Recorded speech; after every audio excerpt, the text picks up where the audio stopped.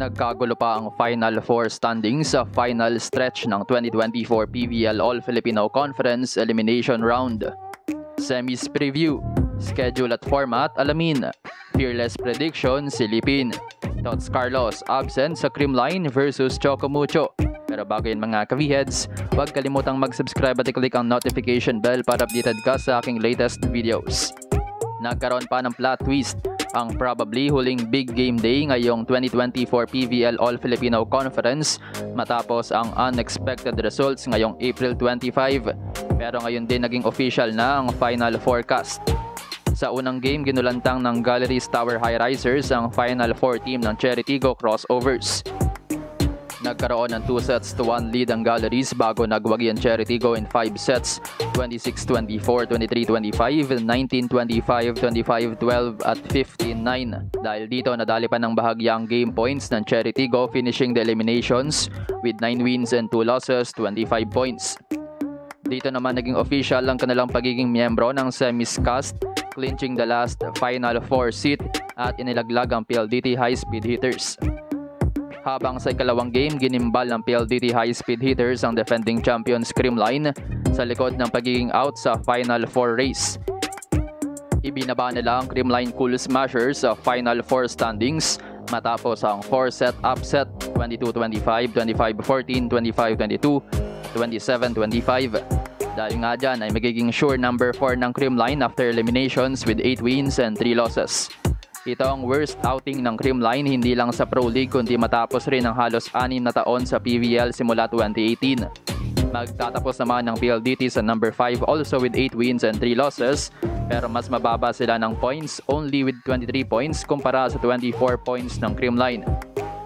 Anyway, balik nga sa usapang Final Four, Petrogas na lang ang may remaining games eliminations among the top 4 teams ng Chocomucho, Cheritigo, Petrogas at Creamline.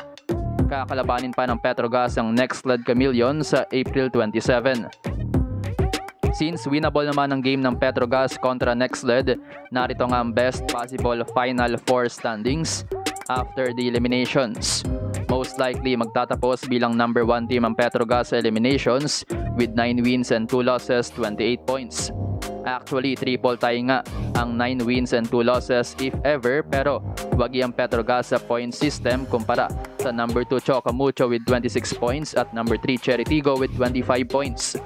Nasa unfamiliar territory naman ang Creamline being the underdog ngayong semifinals with 8 wins and 3 losses, 24 points at number 4 spot.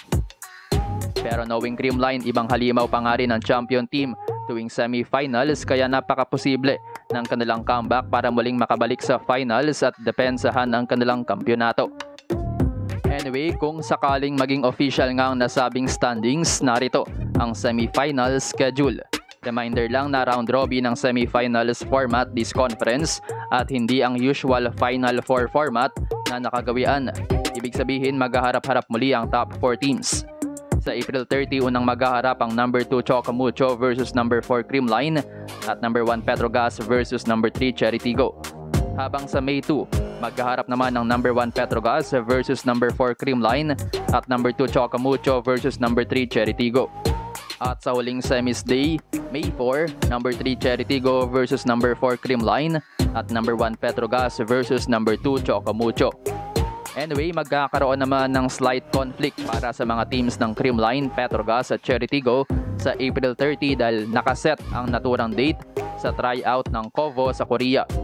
Absent sa April 30 sina Tots Carlos at Mylene Paat habang madedelay naman ang possible comeback ni MJ Phillips sa Petrogas.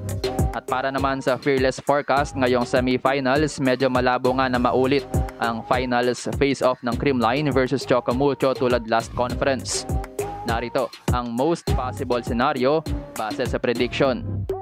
Posibleng mahirapan nga ng sobrang Chocomucho this semis dahil bumaba nga kanilang performance simula nang mawala si Kat Tolentino. Kaya tough hill to climb ang finals comeback para sa Flying Titans. Pero hindi rin naman imposible para sa Titans dahil matagal-tagal rin silang nag-number 1 sa standings ng eliminations. Posible ring mahirapan ang Cheritigo dahil parati nga silang nag-choke tuwing semis at crucial games. Sa skills ranking, sila rin ang pinakadehado among the top 4 teams. Pero tulad ng Chocomucho, hindi malabo, lalo na kung makakuha sila ng maayos na momentum. At sila nga ang nasa prediction bilang rank 3 at rank 4 na maghaharap for battle for bronze. Habang mukhang babalik naman ang Classic at OG PVL finalist ng Creamline versus Petrogas para sa finale. Hindi nga malabo na bumulusok ang Creamline at mag-peak ngayong semifinals ang kanilang performance. While for Petrogas, silang ang pinaka-consistent among the top 4 teams at sila rin ang number 1 team, dagdag pa ang super addition with Brooke Van Sickle.